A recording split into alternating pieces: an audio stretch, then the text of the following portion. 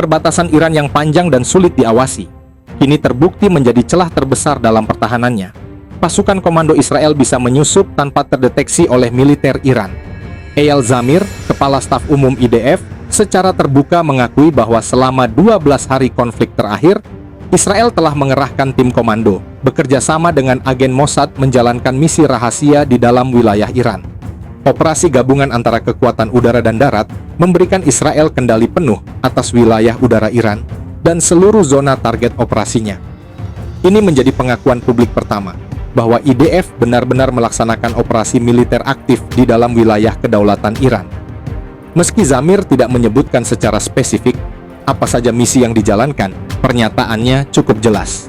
Ini adalah serangkaian operasi yang melibatkan penetapan target strategis, pengumpulan intelijen lapangan, taktik sabotase, hingga pembukaan jalur penetrasi untuk operasi lanjutan.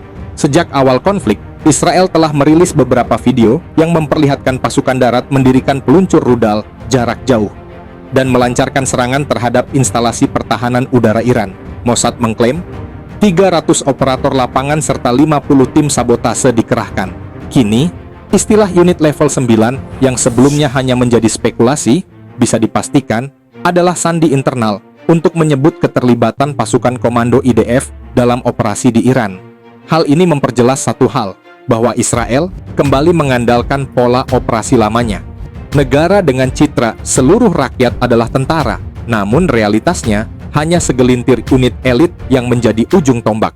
Struktur militer ini adalah hasil penyesuaian atas perubahan geopolitik.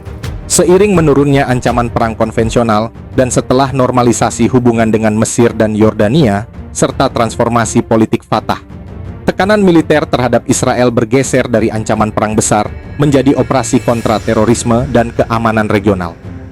Selama 2 dekade, hampir semua operasi militer besar Israel dilaksanakan oleh pasukan khusus dan angkatan udara. Fokusnya tetap sama, eliminasi target, pembebasan sandera dan operasi presisi dengan mobilitas tinggi dan serangan mendadak.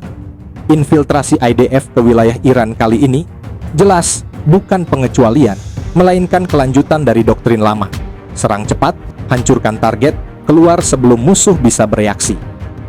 Namun di balik keberhasilan awal ini, muncul celah besar dalam strategi Israel. Ketergantungan berlebihan pada operasi skala kecil membuat IDF kehilangan kapasitas untuk perang jangka panjang.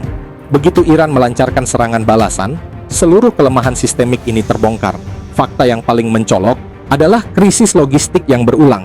Saat mobilisasi besar dilakukan, seperti yang terjadi di konflik 2023, IDF kekurangan amunisi, perlengkapan perlindungan, bahkan suplai dasar untuk pasukan cadangan. Israel terpaksa meminta bantuan darurat dari Amerika Serikat demi menjaga kelangsungan operasinya. Kini, pola yang sama kembali terulang.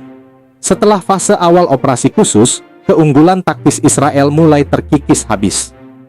Ketika Iran beralih ke strategi serangan beruntun, tekanan logistik di dalam tubuh IDF semakin memburuk. Situasi ini menunjukkan bahwa selama Israel tetap bertumpu hanya pada operasi presisi dan special forces, tanpa membangun kemampuan perang jangka panjang, mereka akan terus kesulitan saat menghadapi musuh dengan kedalaman teritorial dan daya tahan seperti Iran.